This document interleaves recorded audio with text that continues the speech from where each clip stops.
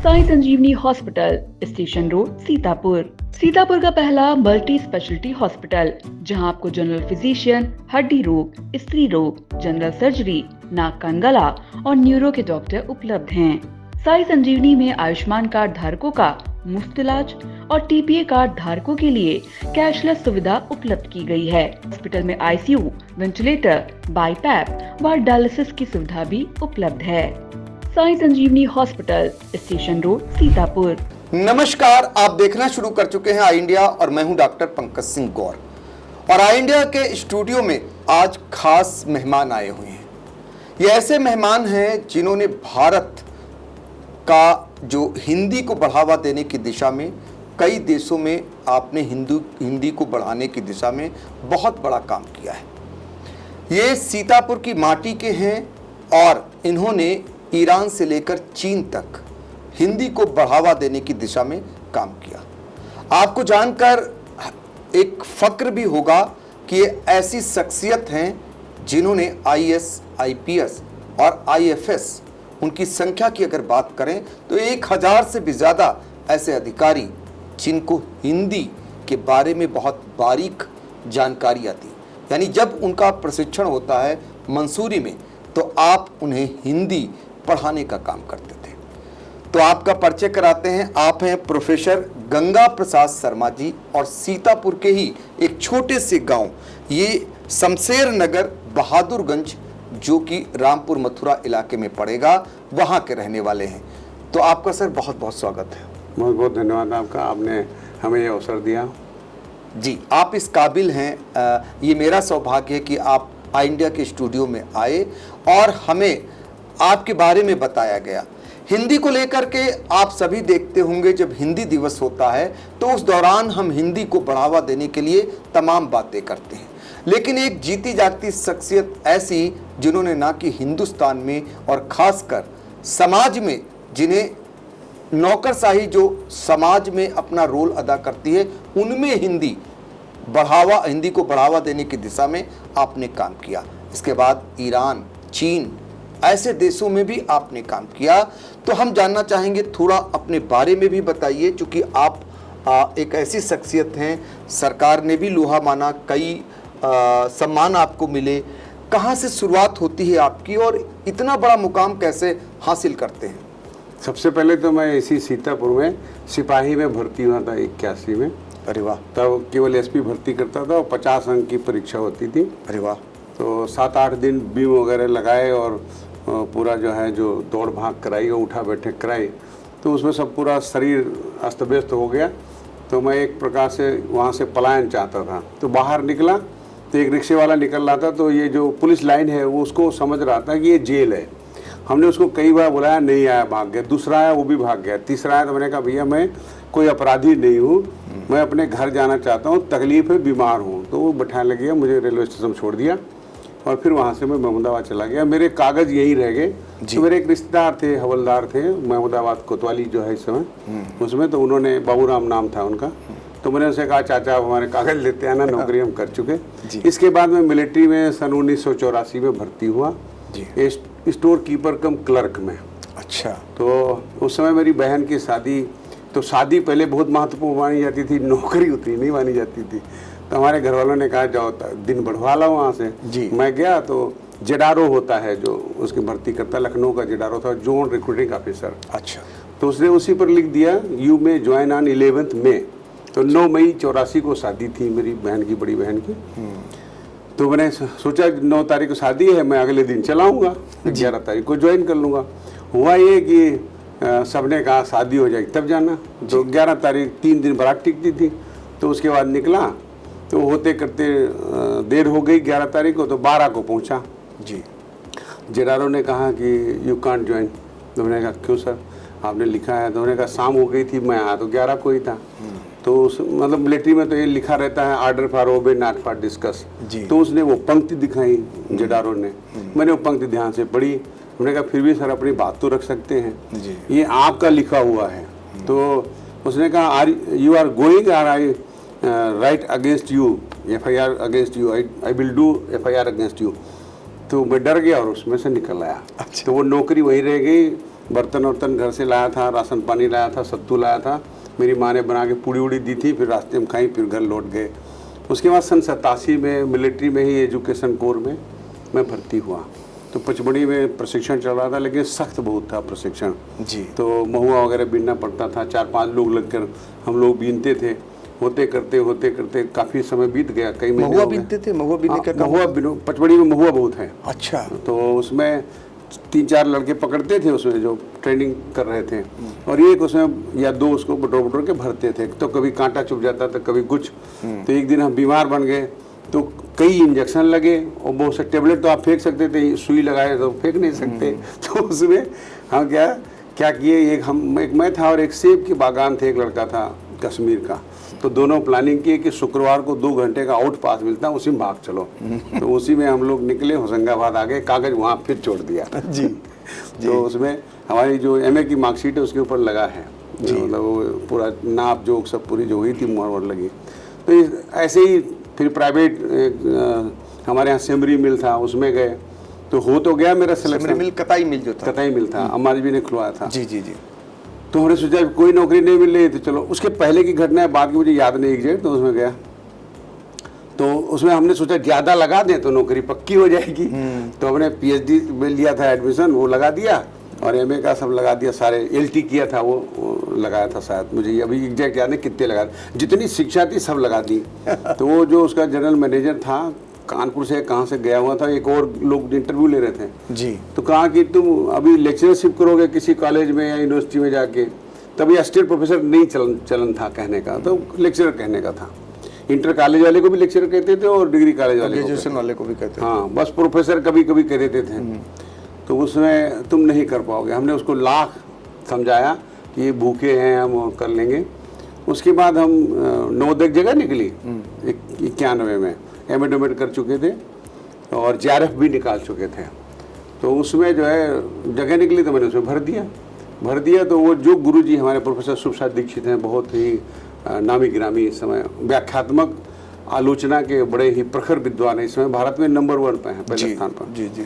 तो उन्होंने कहा तुम आगे चल के, अभी तुम्हारा JRF निकल गया है, SRF हो जाओगे, फिर PhD थीसिस सबमिट कर दोगे, तो यूनिवर्सिटी में तुम्हें कर लूँगे, तुम क्यों आ रहे हो इसमें। वो उसके थे पैनल के हेड।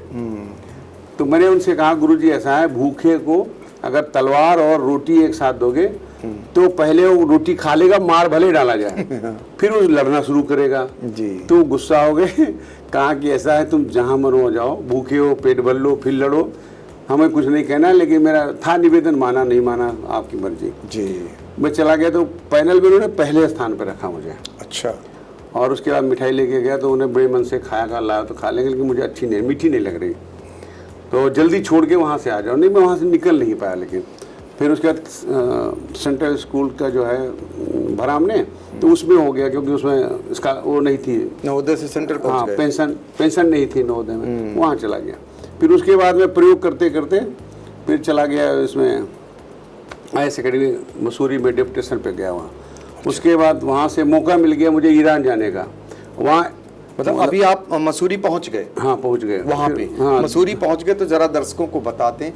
कहते हैं कि जब हुनर और आपके अंदर यदि कुछ है तो नौकरियां कितनी आई गई, जरा देखिए। पहले आप सिपाही में भर्ती होते हैं, छोड़ देते हैं, सेना में जाते हैं, वहाँ छोड़ देते हैं। उसके बाद एक कताई मिल प्राइवेट में जाते हैं, चूँकि शिक्षा दीक्षा आपकी ज़्यादा थी, उनको लग गया कि यहाँ ये काम नहीं कर सकते, इनकी जो क्वालिफिकेशन है वो ज़्यादा है और ये एक ना एक दिन आगे जाएंगे, तो वहाँ इनको लिया नहीं।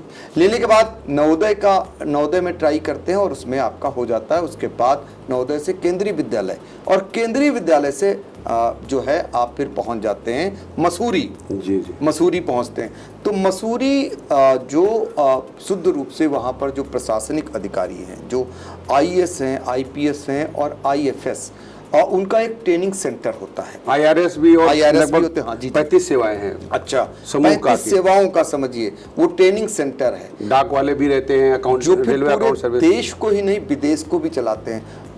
यानी विदेश में जाके नौकरी करते हैं, तो उनको हिंदी की दिशा में आपने पढ़ाने का काम किया। अब आगे हम बढ़ें, विदेश तक जाएं, पहले मसूरी का सफ़रनामा ज़रा बताइए, क्योंकि वो लोगों को भी प्रेरित करेगा, इसलिए क्योंकि बहुत सारे आपके अधिकारी जो आपसे पढ़ कर आए, आपसे हिंदी सीख कर आए, वो अगर बात करें तो भारत में उनकी तादाद कितनी होगी और वो कैसे आप उनको हिंदी सिखाने का काम करते थे? हाँ, वो इसकी थोड़ी पृष्ठभूमि बता दूं। हाँ, जब मैं बिल्कुल। नवोदय ललितपुर में था तो ये जो आईएएस होते हैं प्रशिक्षण के समय में डिस्ट्रिक्ट ट्रेनिंग पे जाते हैं। हाँ जी। तो इनको जैसे नायब तहसीलदार तक का भी दायित्व दिया जा सकता है।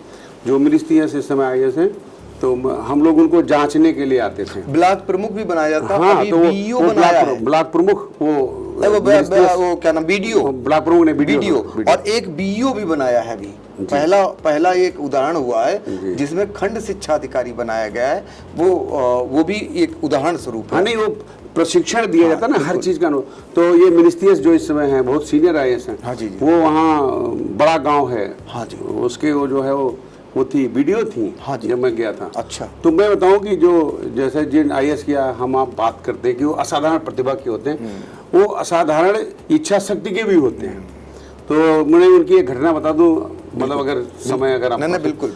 तो मैं जब गया वहाँ देखने के लिए, तो वो कैसे काम कर रहे हैं उसके लिए जाते हैं चेक करने उस डिस्ट्रिक्ट ट्रेनिंग के समय में। तो मैं वहाँ गया था, तो मिनिस्ट्रियस जी ले गई अपने वहाँ पर जहाँ कार्य क्षेत्र था, वो बड़ा गाँव की उसमें इलाके में। तो वो एक नल लगा था, मेरे सामने की घटना है, उसमें एक गाय बंधी थी। अच्छा। और उसके चारों ओर उसमें थाले में पानी नहीं था, वो उसमें भूसा उसका पड़ा था, वो गाय चारा खा रही थी। वो उन्होंने कहा, मिनिस्ट्री जी ने कहा कि ऐसा है कि इसमें गाय किसकी बंधी है। तो डरता हुआ है, थर थर कांपता हुआ।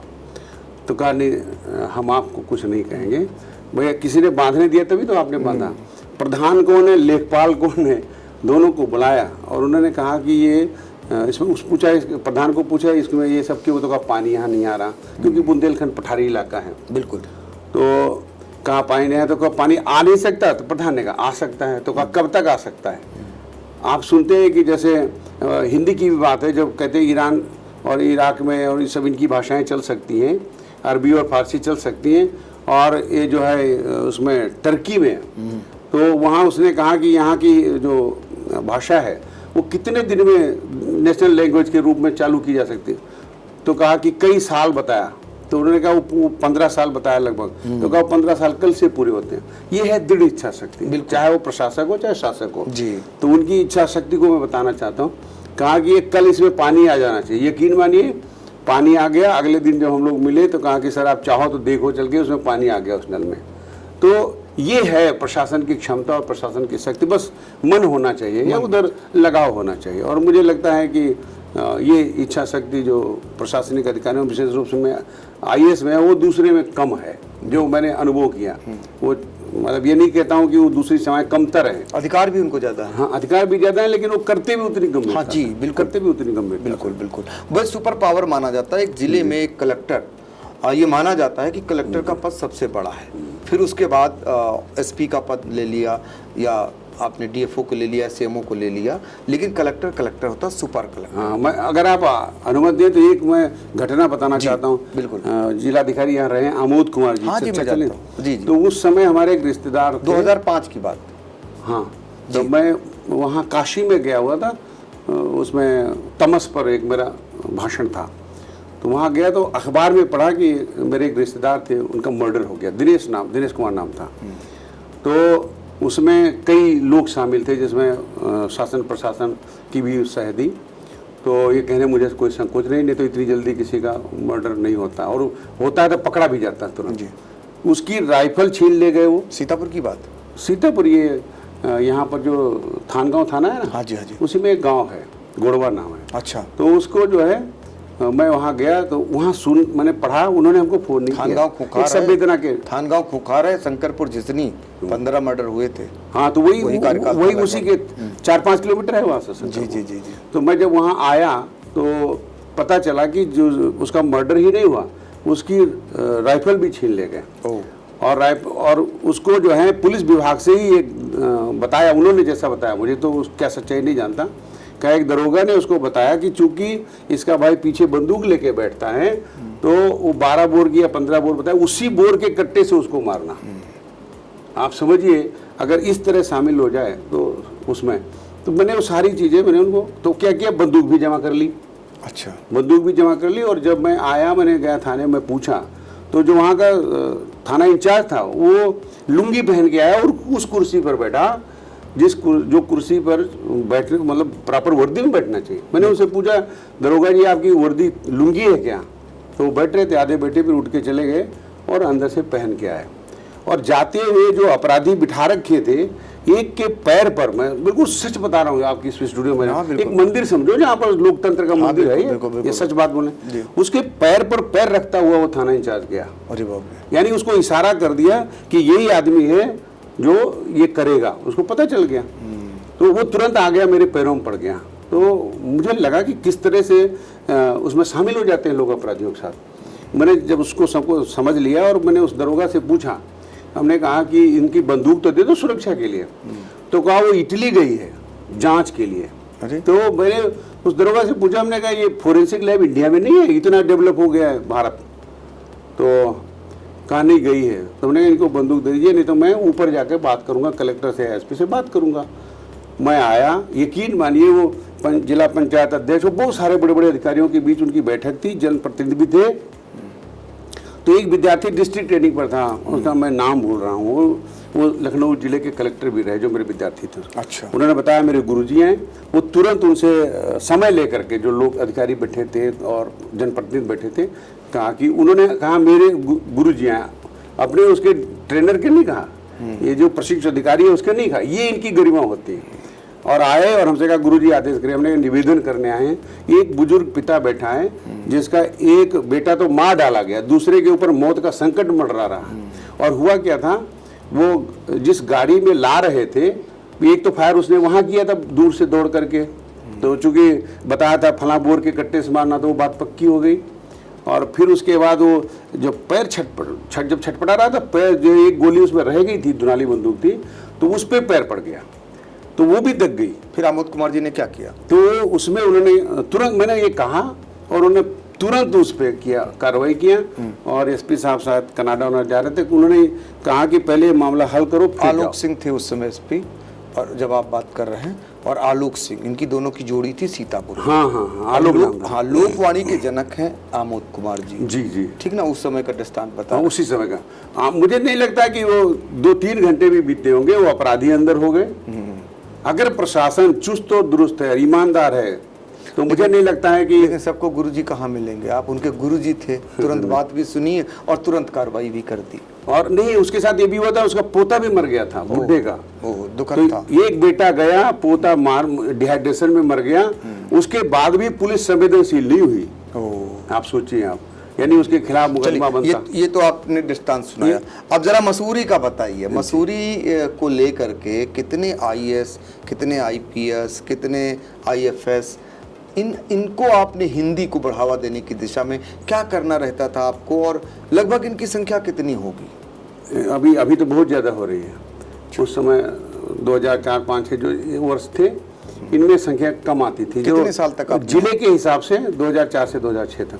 अच्छा। जो जिले के हिसाब, प्रदेश के हिसाब से इनकी डिमांड होती है, उसी हिसाब से यूपीएससी को प्रदेश का मुख्य सचिव शायद लिखता है, एग्जैक्ट मुझे जानकारी नहीं, उसके हिसाब से उनको भेजा जाता है, उतने वहाँ सेलेक्ट होते हैं, फिर ट्रेनिंग के लिए भेजे जाते हैं। आपको एक चीज़ और नई बता दें, जो बहुत कम लोग जाते हैं, 2 रॉयल भूटान सर्विस के भी वहाँ प्रशिक्षण लेते हैं।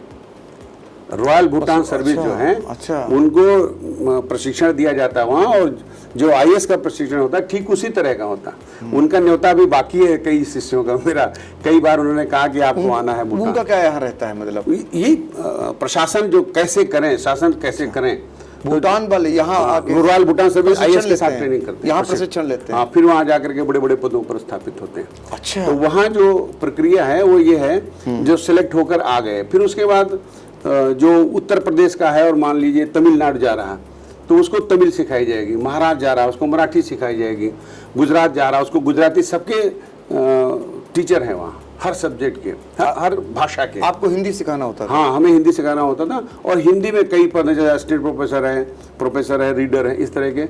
अब रीडर की पोस्ट वहाँ खत्म हो गई थी जब वहाँ के लिए सबको जिज्ञासा हो रही होगी कि अखिल भारतीय सेवा के जो संवर्ग के अधिकारी थे उनको हिंदी क्या क्या आपको बतानी रहती? बिल्कुल, मैं बताने जा रहा हूँ। वो एक आधार पाठ्यक्रम होता था, अच्छा, और एक उच्च हिंदी होती थी। तो जो उत्तर प्रदेश, मध्य प्रदेश या हिंदी भाषी क्षेत्रों के थे उनको उच्चतर हिंदी सिखाई जाती, जैसे सरकारी पत्राचार और ये संवाद, और उसमें जो है निबंध, भाषण, ये सब सिखाए जाते थे।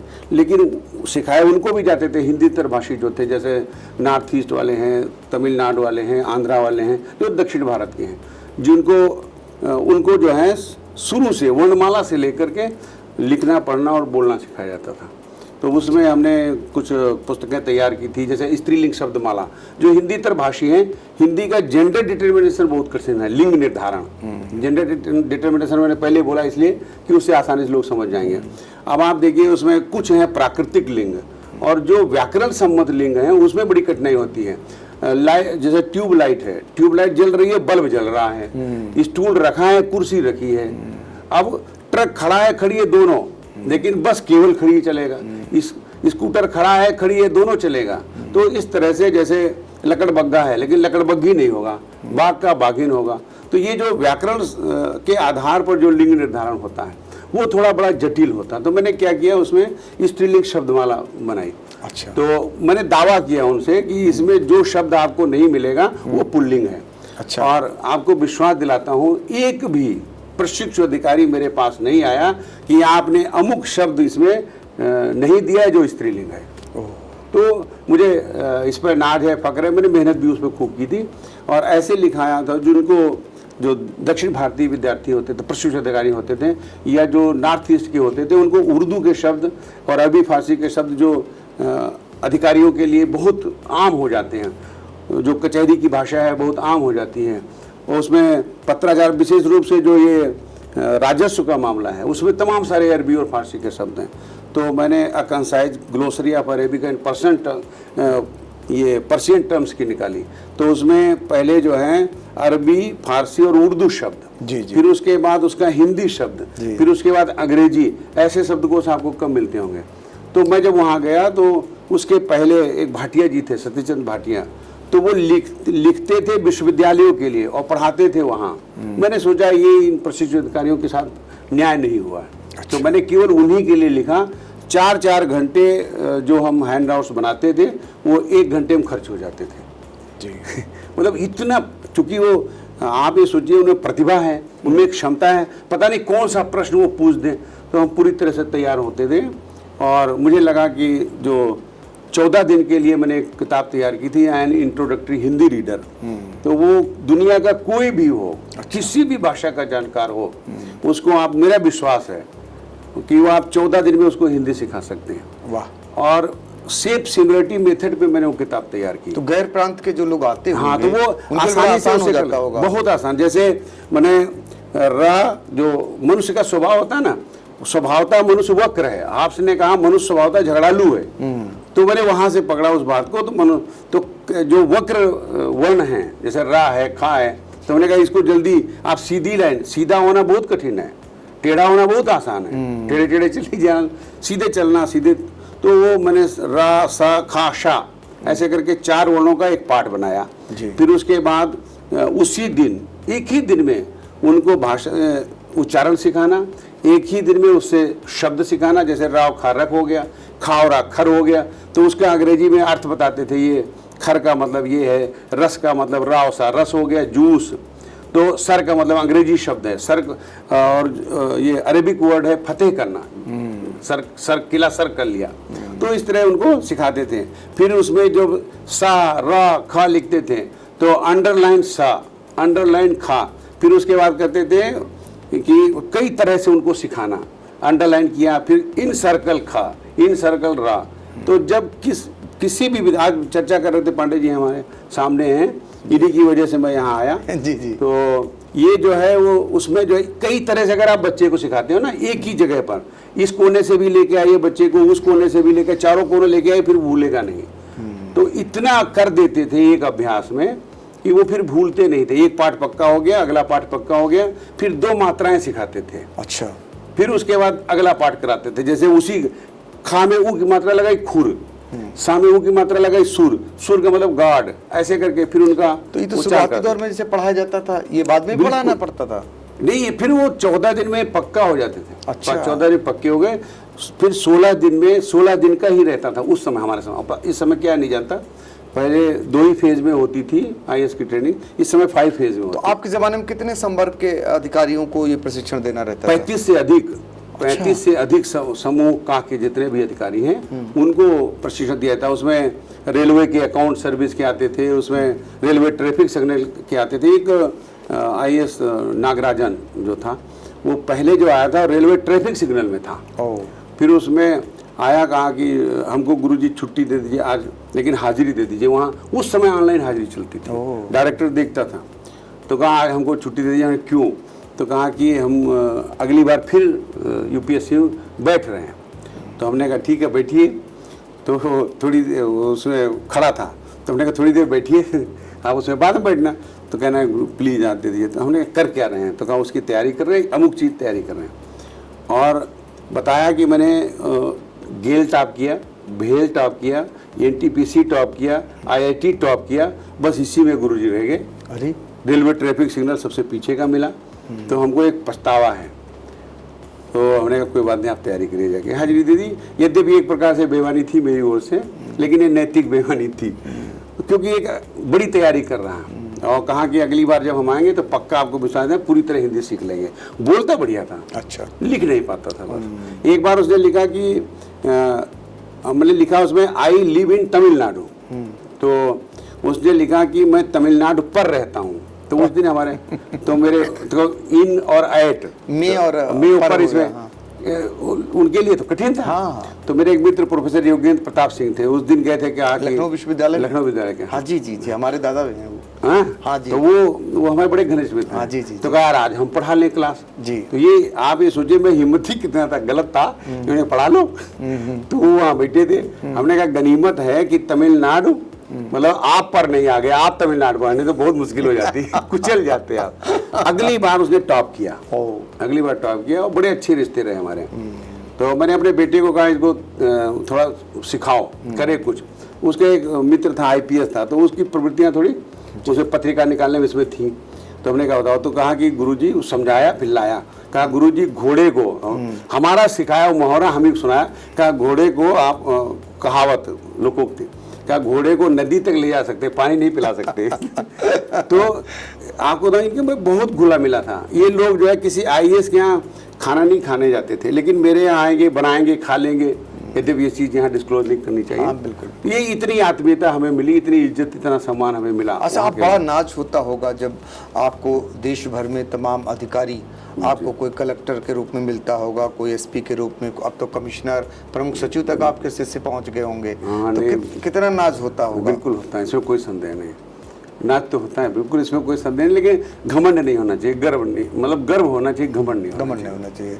हमारे गांव के लोग तो जान ही नहीं पाते हम क्या थे। उधर तो नहीं घमंड होता अधिकारियों में, वो ऐसे मिलते हैं गुरुजी की तरह मानते हैं। नहीं, आपको बताया, मुझे तो ऐसा नहीं लगा, किसी और को लगा होगा, मुझे नहीं लगा। बराबर अभी डॉक्टर रोशन जैकब के पास गया था, तो जैसे मुझे देखा मुस्कुराई, समस्या क्या है, तो मुझे जांच करानी थी लोहिया अस्पताल की। मैं आपके माध्यम से बात करना चाहूँगा। एक गरीब मरीज को लेके आया, मैं भटका उसमें, और 4,000 रुपये लेके एक चला गया उसी अस्पताल का। मैं बहुत छटपटाया। मैं उसके ऊपर करीब 40-50 हज़ार रुपये खर्च किया। कोई रिश्तेदार पर भी नहीं खर्च करता है। मैंने देखा वो मर जाएगा, तो उसके एक बच्चा है छोटा, एक पत्नी है। तो मैंने आके उनसे कहा, तुरंत उन्होंने जांच बिठा दी। फिर वहाँ का जो भट्ट था, जो उसका प्रभारी, उसने कहा आपने अपना काम कर लिया, रीझा हुआ बिल्कुल गुस्सा, कहा आपने अपना काम कर लिया और मैंने अपना काम कर लिया, आपको बहुत बहुत धन्यवाद, आपने जांच कराई। तो इस तरह की भाषा थी जैसे मैंने कोई गलत काम किया हो, और लामा बना दिया। लामा का शायद बताना पड़े अर्थ, पब्लिक नहीं जान पाए, आप जान, मतलब लेफ्ट अगेंस्ट मेडिकल एडवाइस। जी जी जी। जो व्यक्ति, उसका जो पिता था अंगूठा लगाता था, उसको कुछ भी नहीं बताया गया और उसको अंगूठा लगवा लिया गया, और मरणासन्न मरीज को बाहर भेज रहे हैं। तो लामा का मतलब है जब मरीज मरणासन्न है और ये अपनी मर्जी से ले जाना। वो भी मैंने उस पत्र में लिखा। तो उन्होंने मुस्कुराकर तुरंत कहा कि जो है जांच के लिए हमारा व्हाट्सएप से कहा भेज दो इसको, एप्लीकेशन को तुरंत भेजा और फिर उस पर सुनवाई हुई। तो मुझे लगता है कि मुझे तो बढ़िया रिस्पांस हर बढ़िया जगह मिलता है। बढ़िया आपने किया है, बढ़िया पा रहे हैं जी। आप। चलिए, ये तो हो गया मसूरी का सफर ना। इसके बाद आप कैसे चीन और ईरान में हिंदी को बढ़ावा उसके बाद देने के लिए ईरान में गया तो मैं उसमें एब्जॉर्ब हो सकता था, लेकिन वो क्या है, मेरी घुमक्कड़ी की प्रवृत्ति रही। तो जैसे मौका मिला मैं वहाँ से छलांग लगा के चला गया और वहाँ के डायरेक्टर साहब जो है भरसक चाह रहे थे कि मैं वहाँ पर एब्जॉर्ब हो जाऊँ। चीन में नहीं, ईरान में, एकेडमी में। अच्छा, इसमें मसूरी में एब्जॉर्ब हो जाऊँ। हाँ जी। तो उसमें लेकिन अपना कहाँ एक बार उन्होंने भेजा भी, तो उस समय आप कितने साल रुके वहाँ? 3 साल। तो श्री रंगलाल जमूडा जी आए थे, उनके पास भेजा भी, फोन भी किया, कहा कि इनको जो है यहाँ एब्जॉर्ब करना। वो तैयार भी थे, लेकिन हमें तो ईरान जाना था, ICCR से मिला मौका, ये मिला, जहाँ मौका मिल जाए हमें कहीं से तो देखने के लिए, देश दुनिया के लिए। मैंने सोचा IAS को पढ़ा लिया, इससे बड़ी चाहत और क्या होगी। तो फिर वहाँ गया। उसके बाद में ICCR ने एक अवसर दिया मुझे चीन जाने का। ये पहले ईरान का सफरनामा थोड़ा बताइए। ईरान में ईरान में आपको बताऊं, जो सुंदरता है, सबसे पहले तो ईरान की सुंदरता बताऊं। शरीर की सुंदरता बहुत ज़्यादा है। हमारा एक मित्र था, तो वो कहता था कि अपने शर्मा जी, अपने यहाँ तो एक ही ऐश्वर्या राय है, यहाँ हर गली में 10 ऐश्वर्या राय है। और मतलब सुंदरता की बात बता रहा हूँ, स्त्री के संदर्भ में, पुरुष के संदर्भ में हर एक। और तो हमने कहा भाई स्त्री बता दिया, पुरुष का बताइए। तो कहा है हर मोहल्ले में 3 अमिताभ बच्चन है। तो ये सुंदर। और अगर आप निकल रहे हैं, आपका कद लंबा है, तो वो आपको अमिताभ बच्चन बोलेंगे, ऐसे सलमान खान बोलेंगे। फिल्में हिंदी बहुत देखते हैं वो। और फारसी को मैं बता दूं, एक 10 सेकंड की आपके बात। लिए कुछ तो नहीं बोले थे? आपको कुछ बोला था क्या? मुझे याद नहीं बोला होगा। तो वो जो है मतलब बोलता सुनता था। तो वहाँ उन्होंने बोला, ये जो फारसी सीखते हैं ना, तो मैं बताता चलो, बिल्कुल संस्कृत से रूप मिलते हैं। मैंने बहुत जल्दी वहाँ सीख ली थी। मीरा मीरी मिरवी, जैसे सुमा कुजा मेरी, आप कहाँ जा रहे हो? तो हमारे एक मित्र थे नसीमुद्दीन, मेरे साथ गए थे। तो पहले तो वो, मैं तंबाकू खाता था, वो सिगरेट पीते थे। तो उन्होंने सिगरेट छोड़ के तंबाकू शुरू कर दी, मैंने तंबाकू छोड़ दी। फिर उन्होंने, मैंने कहा यार चलो, ये अपना ये एम्बेसी सिखा रही है फारसी, चलो सीखा जाए। कहा हमको आती है। तो वो केवल पढ़ लेते थे, क्योंकि उर्दू की जो स्क्रिप्ट है पर्शियन है। तो कहा चलो, हमने कहा चलो सर, नहीं गए। मैं 15-20 दिन में बोलने लगा। वो कहते क्या बोल रहे हो? तो मैंने यही तो कह रहे थे, भाषा और लिपि में बहुत अंतर है। आपको बताऊँ, बहुत से लोग भाषा को और लिपि को अलगा नहीं पाते हैं। ये भी बहुत जरूरी है, प्रशिक्षण बहुत जरूरी है, क्योंकि भाषा को लिपि समझते हैं, लिपि को भाषा समझते हैं। तो वहाँ प्रशिक्षण देने गए थे ईरान में? ईरान में तो वहाँ जो है, ये जो विदेश मंत्रालय के उसमें से जाते हैं ना। अच्छा, कितने दिन का रहा सफर? वहाँ तो 3 साल के लिए गए थे, साले में लुट आया। अच्छा। क्यों? तो हमारा बिल्कुल अलग है, मन भर गया। वो छोटा देश, और छोटे देश सब घूम लिया हमने। हर महीने कम से कम मेरे मतलब प्रसंग इतर हो जाएगा, मेरे बेटे और बहू दोनों यूरोप में थे। 3-4 साल में यूरोप का गांव भी नहीं छोड़ा। मन भर गया, सूरत आ गए फिर से। तो हमारे पुराने खानदानी ये है। अच्छा। मन भरा चलो। तो ये, लेकिन आपको बताऊं, लोग बहुत अच्छे हैं। अच्छा। आपको बृहस्पतिवार को हर दुकान के सामने एक टोकरी खजूर रखी मिलेगी। अच्छा। और आप उसमें से निकाल, आप भरपेट खाइए। हम लोग घूमते थे, देखते क्या रखा और उगल दिया। जैसे आप फरिंदा खाते ना, कनौजिया फरौंदा, उसी तरह का, बहुत सॉफ्ट। तो ये वहाँ के लोग बहुत सॉफ्ट हार्टेड हैं। एक जो ड्राइवर था, जो मुझे छोड़ने आया एयरपोर्ट में, तो जैसे इस तरह से चूमा हमें, यहाँ जैसे आप कोई मतलब ये तुलना करनी नहीं चाहिए, लेकिन उससे बढ़िया तुलना मुझे नहीं मिलेगी। मैं जब लौट के जाता हूँ ना अपने सूरत, मेरे बच्चे रहते हैं, तो मेरे पास एक लियो है, तो मुझे पूरा ऊपर लेके, जब तक नीचे तक चाट नहीं लेता है तब तक दम नहीं लेता। डॉगी? हाँ, लेकिन कहना नहीं चाहता। ठीक उसी तरह से उसने मुझे पूरा शरीर, वो घुटने तक नहीं गया, बाकी सब इधर उधर। इतना प्यार करते हैं ईरान में, बहुत प्यार करते हैं। और पाकिस्तानियों उन्हें पसंद करते हैं, भारतीयों को तो दिल से प्यार करते हैं। गलत धारणाएं हैं। मैं आपको बताऊँ, चीन के लोगों के बारे में यहाँ बहुत गलत धारणा है। मैंने 1 साल या 2 साल तक लगातार गर्भनाल पत्रिका में चीन पर लिखा। तो मैंने उसमें लिखा, सत्ता और जनता की भाषा में जमीन आसमान का अंतर है। कई लोगों ने मेरे विरुद्ध अभियान छेड़ दिया, ये सच्चाई है। आप सत्ता की भाषा और जनता की भाषा को अगर गंभीरता से आप अध्ययन करें, बहुत उसको पद चाहिए, उसको कुर्सी चाहिए, सत्ता को कोई दल है उसको मुख्यमंत्री का पद चाहिए, प्रधानमंत्री का पद चाहिए, जनता को तो कुछ होना नहीं, कौन रिपोर्ट हमें कहानी। तो वहाँ की जो जनता है वो भारत को हिंदू बोलते हैं। अच्छा, तो जहाँ से आप निकलेंगे चीन में हिंदू मतलब ईरान से आप चीन आ गए। हाँ जी। तो वहाँ जो हिंदू बोलते हैं, हिंदू करके, तो इतना प्यार करते हैं आपको, इतना प्यार करते हैं कि आप यकीन नहीं कर सकते। जनता में कहीं भी भारतीयों के प्रति घृणा नहीं है। दूसरे देश के लोगों के प्रति हो सकती है, अच्छा, चीन में नहीं है। हाँ, संघाई के लोगों के प्रति हो सकती है। अच्छा। वहाँ उनके खुद के जो देश में है वहाँ उसके लिए ताइवान के लोगों के प्रति हो सकती है, लेकिन भारतीयों के प्रति नहीं है। लेकिन वहाँ मोबाइल वगैरह तो चलता नहीं। सब चलता है, व्हाट्सएप वगैरह सब कुछ चलता है, व्हाट्सएप वगैरह भी। हाँ, ये सब कुछ चलता है, लोग उनका अपना है। यहाँ तक आ जाता है मैसेज क्यू मेल, जैसे अपना जीमेल है। हाँ। और दूसरों का मेल उधार का चलाते हैं, उनका अपना क्यू मेल है, आप उससे बात करिए। अच्छा, जीमेल भी चल जाता है। वो कुछ क्षेत्रीय इलाके होते हैं उस एरिया भर में, नहीं तो उनका अपना चलता है। ये है। तो वो थोड़ा निगरानी करते हैं। जैसे कोई विदेशी रहता है तो मैं यहाँ से जितना सामान ले गया था पूरा सीज हो गया था। अच्छा। क्योंकि उसमें हम जो बीज नहीं ले जा सकते, जैसे दालें नहीं ले जा सकते, किताबें ले गए थे तो ICCR वालों ने किताबें लाद दी थी, तो उसके चक्कर में उन्होंने पूरा सामान, और मुझे हर दूसरे तीसरे दिन लगता था अब हम बंद हो जाएंगे, क्योंकि जानते नहीं थे नियम कानून वहाँ के।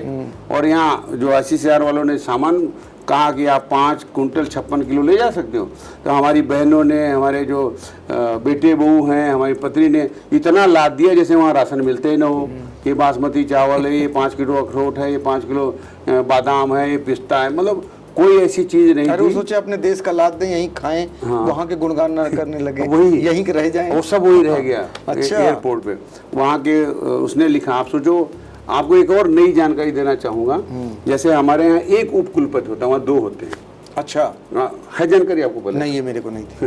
2 होते हैं, एक प्रशासनिक होता है, एडमिनिस्ट्रेटिव। अच्छा। और एक एकेडमिक होता है। अच्छा, जो एकेडमी में रहता है, पढ़ाता होगा। नहीं, जो एकेडमिक पढ़ाता कौन है? प्रिंसिपल नहीं पढ़ाता, हाँ, हेडमास्टर नहीं पढ़ाता, पूछो पांडे जी से। तो यही वाला रोग- इनके जैसा ना हो बस। हाँ, ये खुद पढ़ाते नहीं, तो यही वाला रोग वहाँ भी था क्या? बिल्कुल। वहाँ भी नहीं पढ़ाते थे, चीन में भी? कोई कहीं भी कुलपति नहीं पढ़ाता। ओ, वो जो है उसको पढ़ाई लिखाई से, आप सही बताएं, कोई मानहान न कर दे।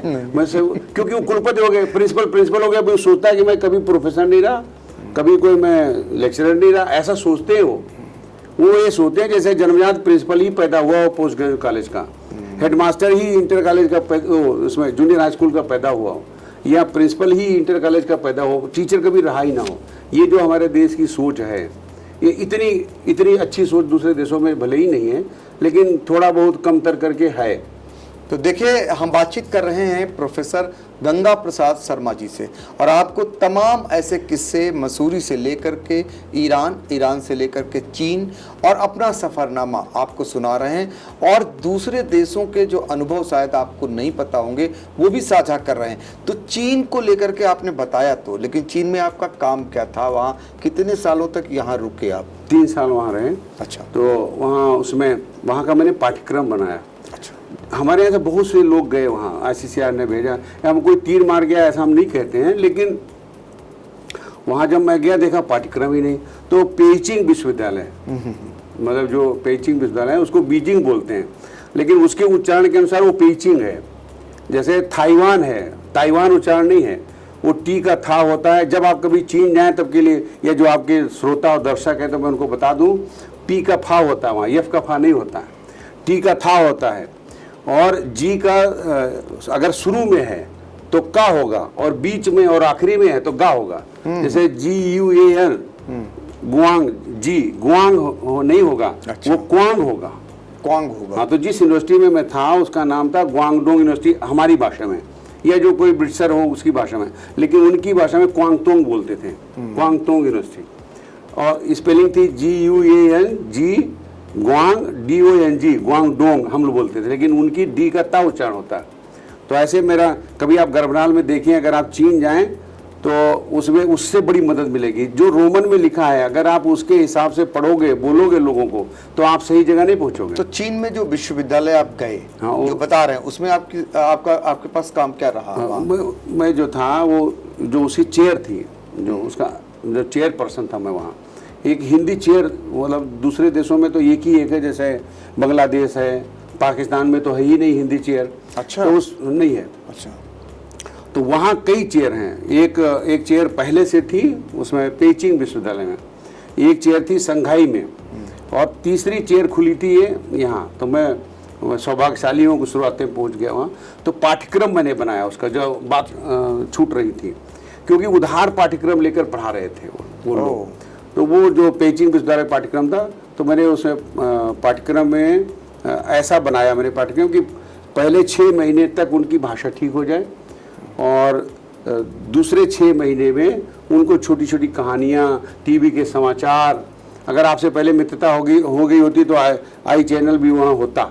मैं तो जैसे इससे जो है ना ABVP और ये आज तक, उनके टुकड़े लेकर के फिर उनको, ताकि वो समाचार भी सुन सकें। और आपको बता दूं कि ये जो धारावाहिक था देवों के देव महादेव, जी जी, ये एक लड़की जो है उसके कैप्शन लिख रही थी। अच्छा। तो कभी रात में 2 बजे भी हमको फ़ोन करती थी, मैंने कभी आलस नहीं किया। और उसने 700 एपिसोड, शायद 700 देखे, जहाँ तक मुझे याद है। हमारे आने तक वो 700 देखी थी शायद। जी जी। तो उसके वो एक बार किसी ने पूछा वहाँ के प्रोफेसर ने कि ये किसके बारे में है, तो और कहाँ से लिया गया। तो मैंने कहा most of portion is from Shiv Puran. तो वो लड़की कहती है, उसका नाम मैंने सीता रखा था, और वहाँ के जो वो नाम था, मैंडरिन में नाम था, वो मुझे याद नहीं। तो कहा नहीं गुरुजी, वो जो है इसमें लिंग पुराण से भी बहुत है। मैंने उसके हाथ जोड़े। कितनी गंभीरता से वहाँ के विद्यार्थी पढ़ते हैं, कोई भी विषय हो, बड़ी गंभीरता से पढ़ते हैं, बहुत ही गंभीरता। तो हिंदी बोलने लगे थे कुछ लोग क्या? बोलने क्या, मतलब वो लिखने पढ़ने लगे, रचनात्मक लेखन भी करने लगे थे। यहाँ मैंने उनके लेखक भेजे, और संस्कृत में एक लड़की जो है तैयारी कर रही थी साथ साथ। वो लड़की यहाँ से JNU से, मुझे आप लोगों की दुआ से इतना अधिकार दे दिया था ICCR और भारत सरकार ने कि मैं रेकमेंड कर देता तो JNU वगैरह में एडमिशन भी हो जाते थे। तो वो लड़की को मैंने यहाँ एडमिशन कराया, और वो इस समय PhD कर रही है अमेरिका से। इतने गंभीर होते हैं, आप सोचो कि कुछ ही दिनों में मैंने उनको धातुएं पढ़ाई। तो वो मैंने उसको प्रश्नपदी धातुएं पढ़ाई, उसने कहा हमको आत्मनेपदी भी पढ़ाई है।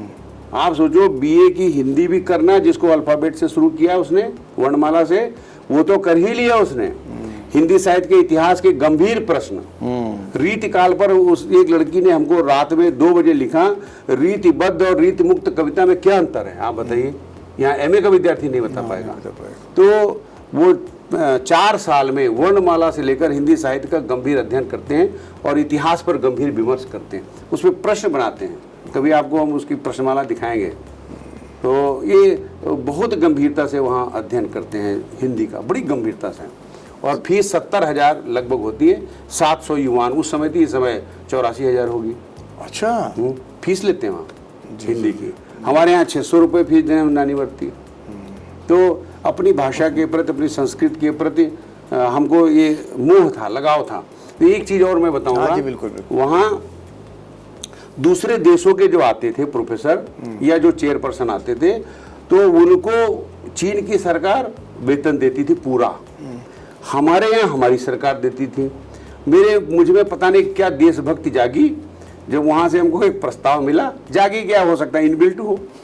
तो जब वो आया, हमने कहा इन लोगों को तो पूरी ये सरकार देती है। तो हमने उससे कहा, डायरेक्टर ने प्रस्ताव रखा कि 1 साल आपका, 2 साल था पहले, 1 साल आपका बढ़ाना चाहते हैं हमारे वाइस चांसलर साहब। एडमिन वाले, वो जो एकेडमिक वालों को कोई पावर नहीं थी। एडमिन वाला खुश हुआ, लोगों ने कहा, तो वो चाहते हैं। तो हमने कहा हम इस शर्त पर यहाँ 1 साल और रुक सकते हैं कि ये जो है कम से कम आधा वेतन आपकी यूनिवर्सिटी दे। अच्छा। बड़े मतलब मुझे कभी कभी ये होता है कि मेरे अंदर जो देशभक्ति जागी थी वो सफल हो गई। और वेतन कितना था? वेतन होगा लगभग 3 लाख के ऊपर, 3,20,000-25,000 के बाद। तो उसमें वो फॉरेन अलाउंस भी होता है ना। तो जब हम अपने देश में आते थे तो आधा हो जाता था। अच्छा। हाँ, तो यहाँ घर बनवा रहे थे लखनऊ में, तो उसमें जो मिस्त्री और सब बेईमानी करते थे, खा जाते थे। हमने सोचा जब यहाँ रहने पर आधा मिल रहा है, 4,000 के लगभग फॉरेन अलाउंस था रोज का, 7-8 हज़ार। तो वो जो है हमने सोचा फिर खा नहीं तो इनको भी। तो ये वो उसमें ये आपको बताऊँ, इतने मैंने वहाँ देखी एक चीज़। अच्छा, एक चीज है, मैं रोकूंगा प्रोफेसर साहब, आपको इसलिए रोकूंगा कि आप लंबा हो रहा। नहीं लंबा नहीं, मैं आपकी बात को आगे बढ़ाने जा रहा हूं कि आपने उन देश के जो सबसे बड़ी नौकरशाही उनको आपने प्रशिक्षण दिया, आप विदेश में जाकर के हिंदी का प्रचार प्रसार किए और भाषा आपकी वही गांव की, यही जहां आप वही गांव के हैं। जी, जी। और ये जो आम बातचीत है आपकी बिल्कुल कहीं बनावटी नहीं दिखती है। ये बनावटीपन खत्म नहीं हुआ। जहां आप ईरान जाते हैं, कहते हैं यहाँ के लोग बड़े सुंदर है, ऐश्वर्या राय जैसे, अमिताभ बच्चन जैसे, सब देश भी हुआ है, लेकिन इसमें बदलाव नहीं दिखा। जबकि आदमी जब यहाँ से जाता है, कोई भी इंसान, आप देखते होंगे जो आईएएस से पहले जब वो कलेक्टर बनता है, उससे पहले कितना क्या होता है, और उसके बाद जब आप प्रशिक्षण देते होंगे वो अफसर कैसा होता होगा, और जब कलेक्टर की सीट पर जब बैठता होगा तब वो कैसे हो जाते होंगे। और आप में कोई बदलाव नहीं दिख रहा। नहीं, होना भी नहीं चाहिए। मनुष्य में बदलाव होने का मतलब पशुता की ओर बढ़ना है। अच्छा, या तो मनुष्य से पहले हो जाओ या मनुष्य से बाद। देवता तो हो नहीं रहे अभी लोग, तो पशु हो रहे होंगे। मनुष्य से नहीं हटना है, मनुष्य से नहीं हटना, मनुष्यता में ही रहना। हम जब अपने भाई, छोटे भाई को लखनऊ लाए, मेरा भतीजा बैठा है, इसके पिताजी को पढ़ाने के लिए लाए वहाँ लखनऊ में, तो ये लौट के आया तो खड़ी बोली बोलने लगा गांव में। अच्छा। तो गांव वाले हमारे कहें कि बड़े वाले भैया तो अभी तक अंग्रेजी नहीं हुआ, तो महीने महीने अंग्रेजी बोलने लगे। तो ये जो बदलाव है, ये बदलाव हमें प्राकृत नहीं रहने देता है, बिल्कुल वो गड़बड़ कर देता है। तो आपको बताऊँ, कहीं से भी आप आए लौट कर, अपने देश में जब आए लौट करके, अपने समाज में लौट कर आए, तो उनकी भाषा में, उनकी संस्कृति में, मैंने कहीं लिखा था कि ये जो हमारी संस्कृति है ना, कोई भी जब हमारी भाषा जाती है तो उस भाषा को संस्कृति, जो ये हमारी संस्कृति है ना, उसका माध्यम या उसका वाहन भाषा होती है। तो जब हम दूसरे देश में जाते हैं पढ़ाने, तो हमको ये ध्यान में रखना चाहिए अपने सांस्कृतिक विषयों को पढ़ाएं। तो मैं आपको बताऊं तो उसके जो अनुवाद करता था मैंने कहीं उल्लेख नहीं किया अपने इसमें, आप देखेंगे परिचय उच्चय कहीं नहीं है, क्योंकि वो मेरा धर्म था, मेरा कर्तव्य था। तो उसके बाद जब भारत सरकार भेजने लगी ना वहाँ, तो दूसरों को भी मतलब बताया कि वो चीनी पैसा देने लगे उनको जी। तो अगर मेरी वजह से मेरे देश के लाखों रुपए महीने बच रहे हैं, तो मैं भले ही वो नहीं स्वीकारती, मुझे लग रहा था कि अगर ये प्रस्ताव नहीं स्वीकारेगा मैं वापस हो जाऊंगा तो कम से कम 20-22 लाख रुपए एक साल का जो बढ़कर मिलेगा। उन्हें कुछ परवाह नहीं की और हमने कहा कि आधा और स्वीकार हो गया। अगर आप शुद्ध नियत से कोई काम करते हैं तो घाटा तो नहीं होता, घाटा नहीं होता। और आज भी वो शायद देती हो, क्योंकि उसके बाद वो देने लगी, उस यूनिवर्सिटी ने पैसा देना शुरू कर दिया, आधा तो आधा भारत सरकार दे रही, पहले पूरा भारत सरकार देती थी। तो देखिए ये बदलाव है। भारत का व्यक्ति जब दूसरे देश पहुंचा चीन में, तो चीन को भी मजबूर कर दिया। आपने वहां पर हिंदू के स्टूडेंट यानी हिंदी के स्टूडेंट तैयार किए, और फिर जो विश्वविद्यालय था वहां पर आपने कहा कि आधा पैसा आप दीजिए, आधा पैसा भारत सरकार देगी, और उन्हें मानना पड़ा। और देखिए आज जीती जागती मिसाल है एक गांव से निकले हुए व्यक्ति जो जा करके विदेशों में हिंदी को बढ़ावा देने की दिशा में झंडा गाड़ कर आए। हिंदू संचेतना पत्रिका में डिस्टर्ब करूंगा जी, व्यवधान डालूंगा, माफ करिए। जी जी जी। हिंदू संचेतना पत्रिका उन बच्चों से ही शुरू की थी, और आज वो अंतर्राष्ट्रीय पत्रिका है। अच्छा। आज भी वहां से निकलती है, उसका संपादक मैं ही हूँ आज भी।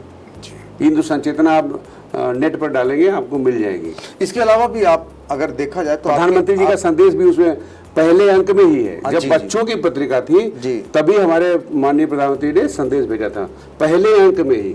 और वो विद्यालय की हिंदी विभाग की पत्रिका थी, और ये हिंदी चेयर की थी, जो कल्चरल चेयर थी हमारी, जो ICCR की, Indian council for cultural relations, तो उससे निकाली थी मैंने।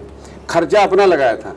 एक आयोजन किया तो मैंने करीब 85,000 से 90,000 रुपये मैंने अपने पास से लगाए, और वहाँ कार्यक्रम, यूनिवर्सिटी ने कहा पैसा नहीं देंगे, हमने कहा हम खर्च कर देंगे, और वो कार्यक्रम करा दिया। तो हमारे देश से करीब ये बंजारी जो वाइस चांसलर थी, जो नानावटी, अभी यूनिवर्सिटी शायद हो गई है, कॉलेज था पहले महिलाओं का, उसकी वो वाइस चांसलर थी, तब वो हो गया था, तो वो गई थी। और ऐसे करीब बहुत सारे 40-45 प्रोफेसर गए थे। 20 पुस्तकें लगभग आपकी हैं? हाँ जी, लगभग। अच्छा, तो उन पुस्तकों के बारे में जरा बताइए। तो अभी मैंने बताया ना, एन इंट्रोडक्टरी हिंदी रीडर जो वहाँ चलती है, ठीक है। मैं गया था तो मसूरी में जो चलती है, हाँ वहाँ उन्हीं के लिए लिया था, लिखा था मैंने, ठीक है। वो उपयोगी थी, तो दूसरे अभी अध्यापक उसको उपयोग में लाते हैं। अभी मैं बीच में गया था तो एक सहायक प्रोफेसर हो गई है, पहले असिस्टेंट टीचर थी, तो उसने नाम हटा दिया था तो मैंने उससे कहा कि जो है आपने नाम हटाया है मेरा इन किताबों से, तो मैं आपकी शिकायत करूँगा। तो उसने कहा मैं आपकी बहन हूँ। मैं बहन ऐसा करती है क्या? फिर उन्होंने नाम डलवाया।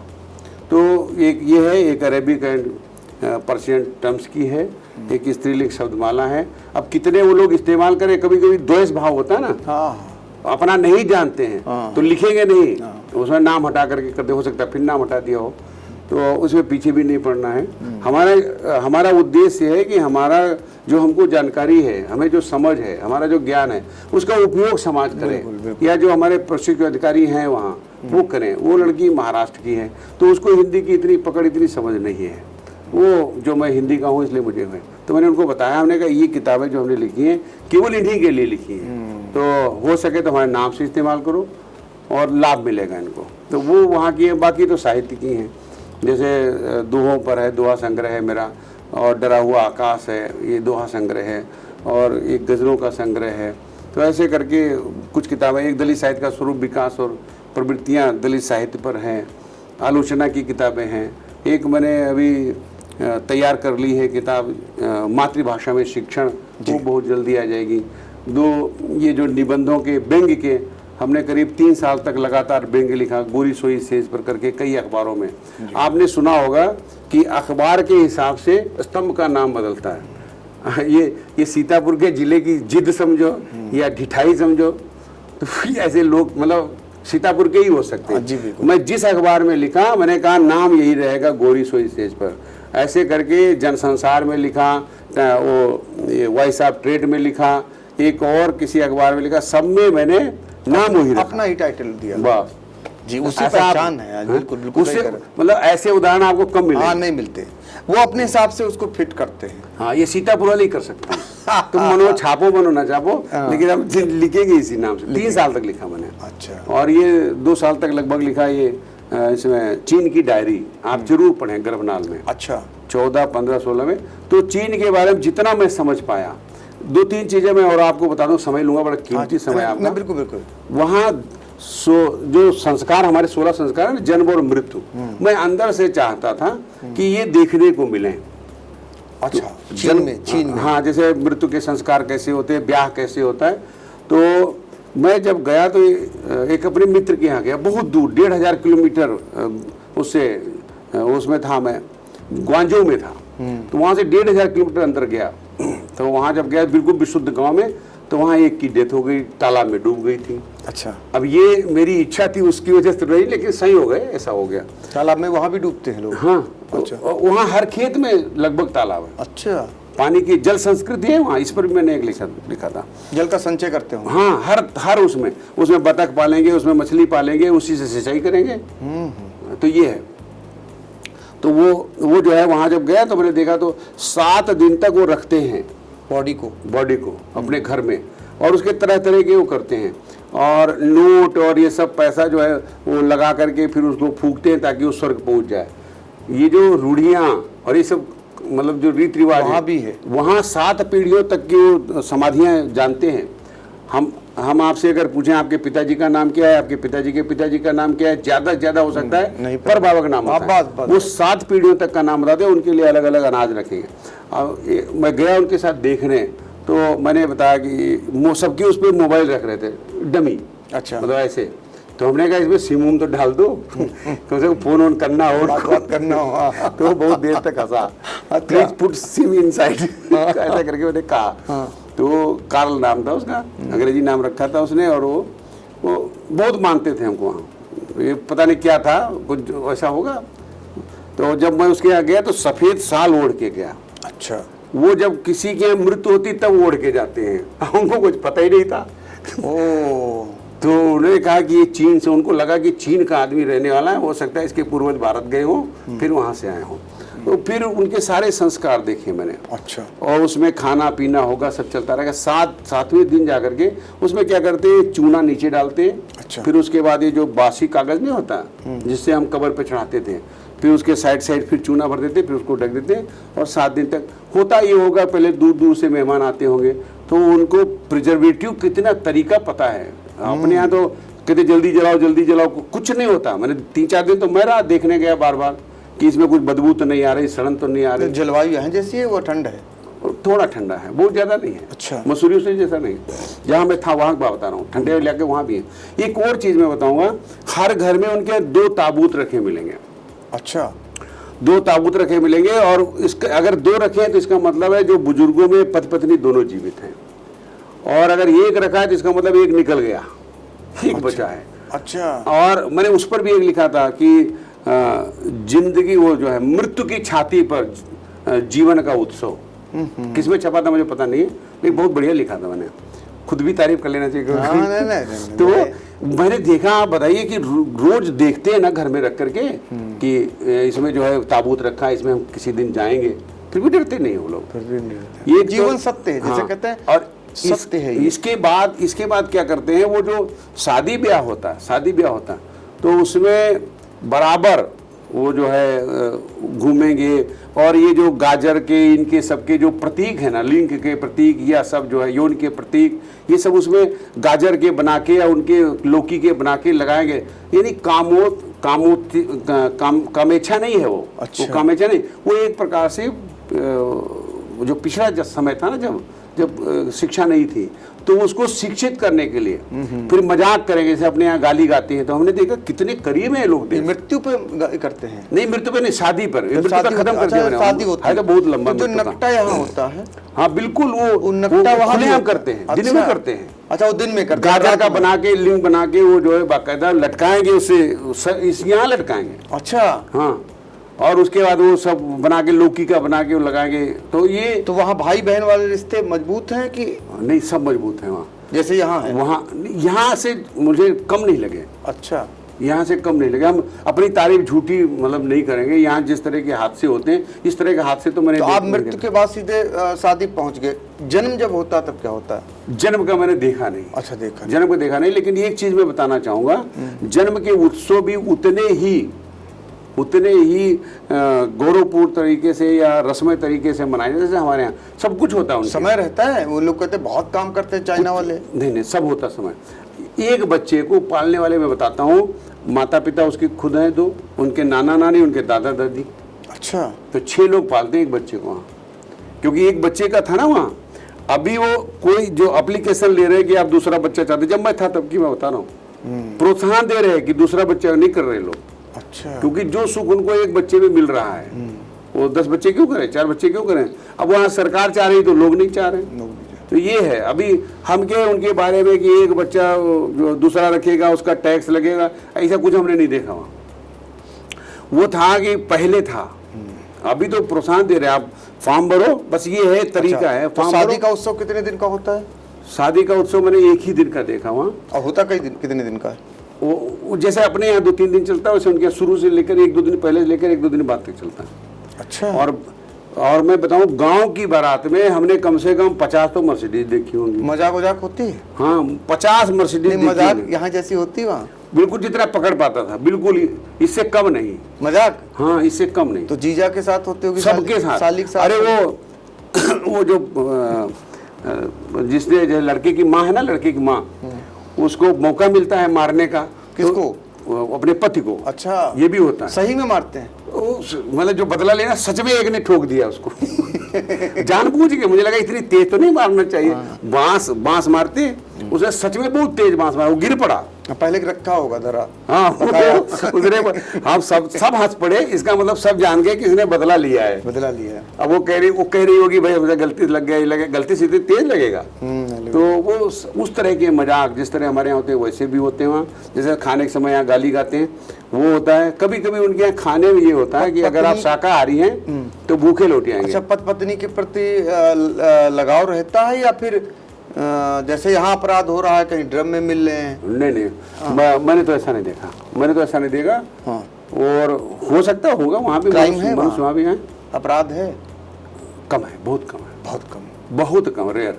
जैसे यहाँ आए दिन हम सुनते हैं, वहाँ साल में 1 आध बार हमने सुना होगा। नहीं, दोनों का साथ रहता है। जैसे यहाँ तो पत्नी में बहुत सारी चीज़ें आप देख रहे हैं कि 7 फेरे लिए जाते हैं, 7 जन्म का कसमें खाई जाती हैं, फिर प्रेमी की एंट्री हो जाती है, फिर पतिदेव जो है ड्रम में मिलते हैं।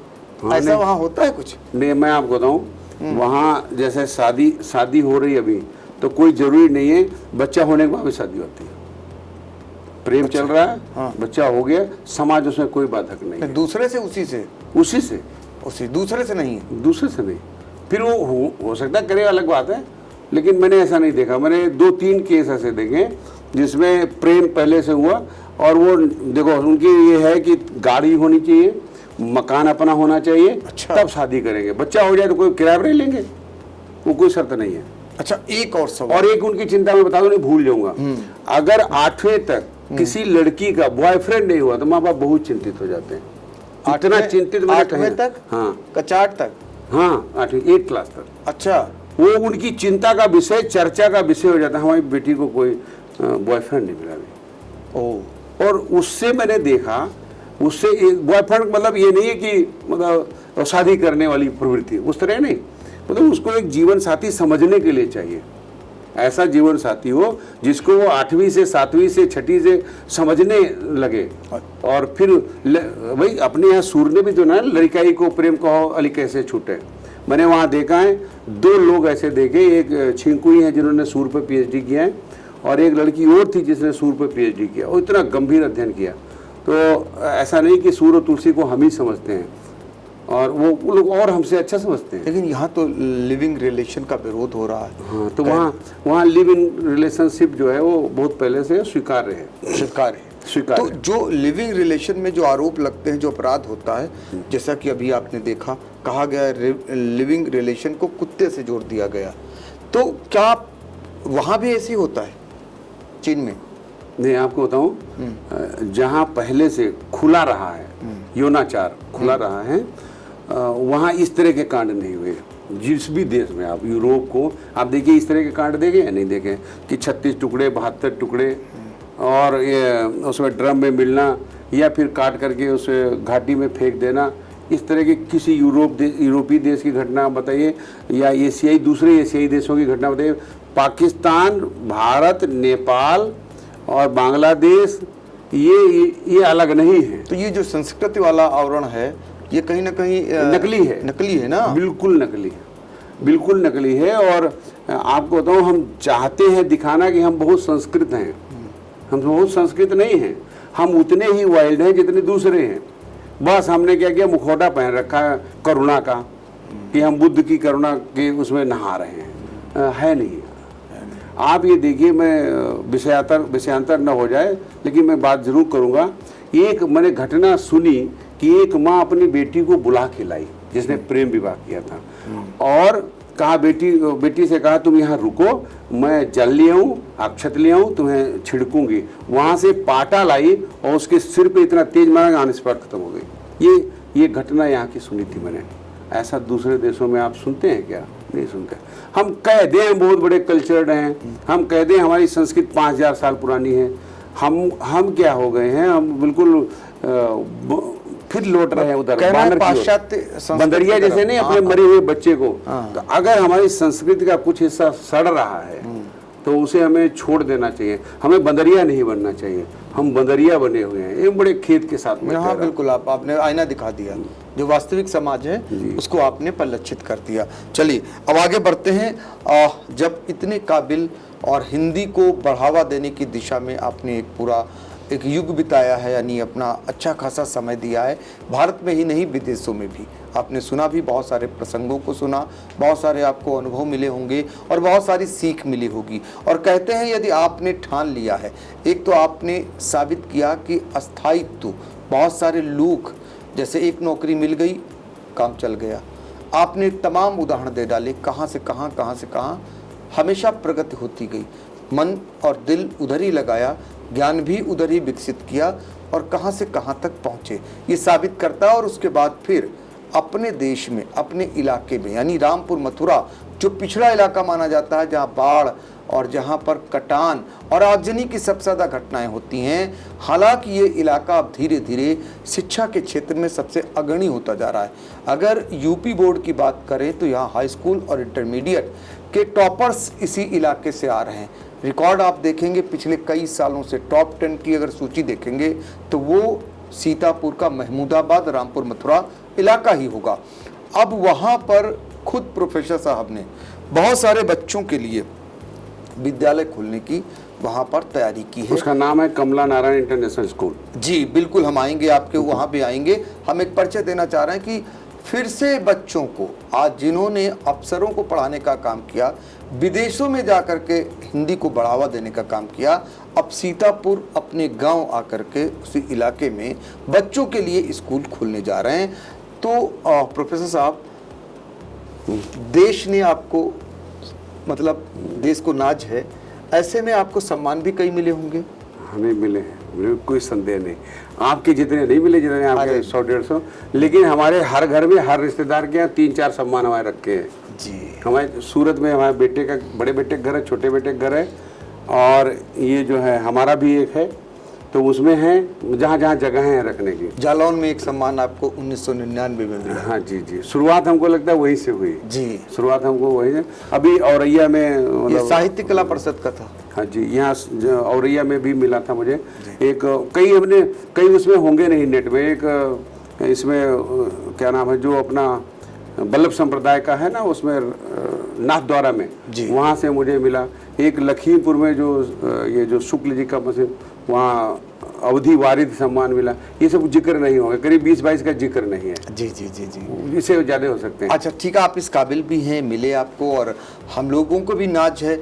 आप विद्यालय अपने गांव आ गए, जी, आप ईरान हो आए, चीन हो आए, जी, देश के उस पटल पे पहुंच गए जहां से नौकरशाही पूरे देश में शासन चलाती है, और उनको आपने हिंदी सिखाने का काम किया, और फिर आकर के गांव में आकर के बच्चों के लिए विद्यालय खोले। उद्देश्य क्या है आपका? मैं 4-5 मिनट लूँगा। बिल्कुल बिल्कुल। इस समय इतनी कमीशन खोरी चल रही है भैया, मैं आपको बताऊँ, मैं भैया कह सकता हूँ। अरे बिल्कुल। तो जब आपके फूफा लगते, कौन लगते हैं? दादा दादा सिंह लगते जी ना। हाँ, तो मैं भी दादा से, मेरे घनिष्ठ मित्र हैं। हमने JRF की तैयारी दोनों ने साथ की है, एक ही घर में रह के। जी जी। तो वो जो है, मैं देखता हूँ किताब का दाम 80 रुपये अगर है, तो उसके पहले मुहर लगा देंगे 3 की, 380 हो जाएगा। एक तो पहले से इतना ज़्यादा 20 पृष्ठ की किताब, और उसका मूल्य इतना। तो मुझे लगा एक गरीब का बच्चा कैसे इतनी महंगी किताबें, 300 की, 400 की किताबें हैं, और 10 किताबें जोड़ देते हैं, 4000 की किताबें हो गई। जिसके 2 बीघा खेत है, 4000 की फसल नहीं बचा पा रहा खाने के बाद।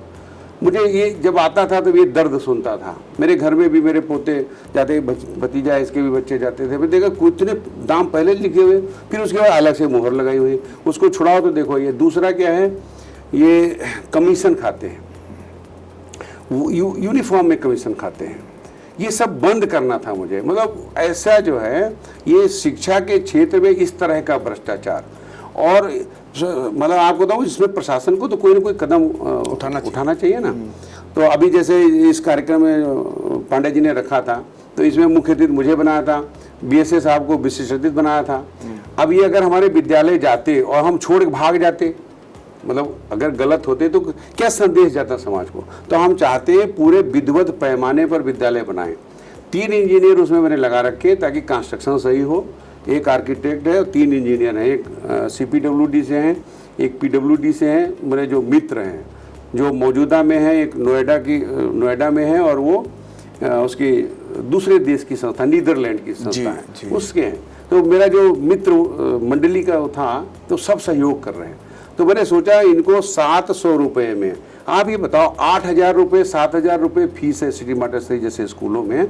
एक दुबे है जो अपने बच्चों पढ़ाता, तो कभी कभी वो हम लोगों से जैसे सहयोग लेकर के, और जैसे दुबे जी हैं और एक अवस्थी जी हैं, ऐसे करके उनसे सहयोग लेकर के वो वहाँ अपने बच्चों को डाले हुए हैं। किसी न किसी, कभी किसी अधिकारी से फ़ोन करा दिया छूट कराने की, कभी मुझसे कहा कि फलां अधिकारी से कह दो तो वो 1 महीने की छूट करा दे।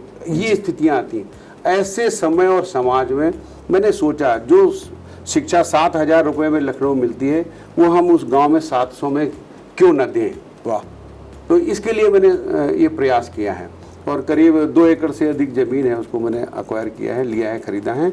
और मैंने उसका जो शिलान्यास किया, उसको हाई कोर्ट के जज माननीय न्यायमूर्ति सुभाष चंद्र शर्मा जी ने किया।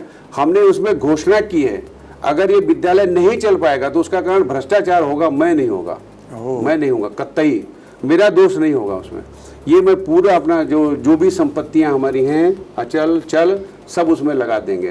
तो मुझे ये विश्वास है कि बिना भ्रष्टाचार के और बिना उस तरह से मैं बिना चोर बने या बिना गलत हुए, बिना घूस दिए मैं एक विद्यालय खड़ा कर लूँगा, इस तरह का संकल्प है हमारा, ये भरोसा है मुझे। देखिए, समाज को सोचना चाहिए कि जो शख्स खुद में इतना काबिल हो, अब समाज को वापस क्या देना चाहता है।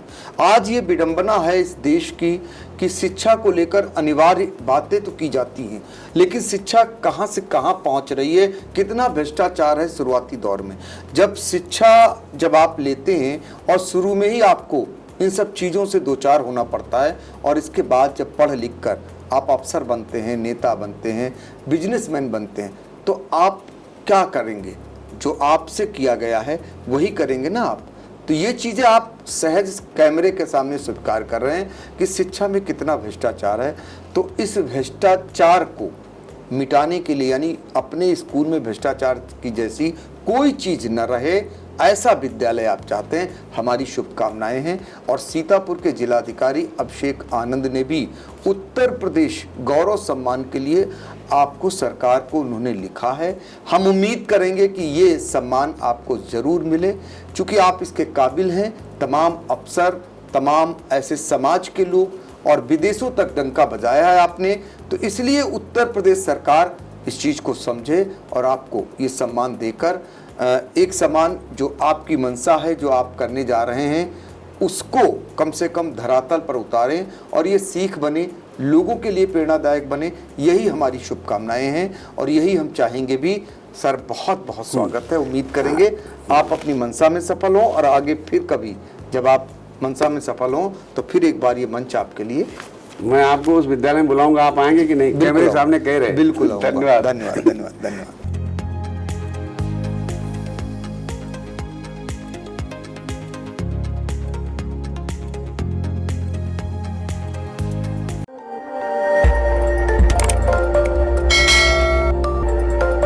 खबर आपकी, नजर हमारी।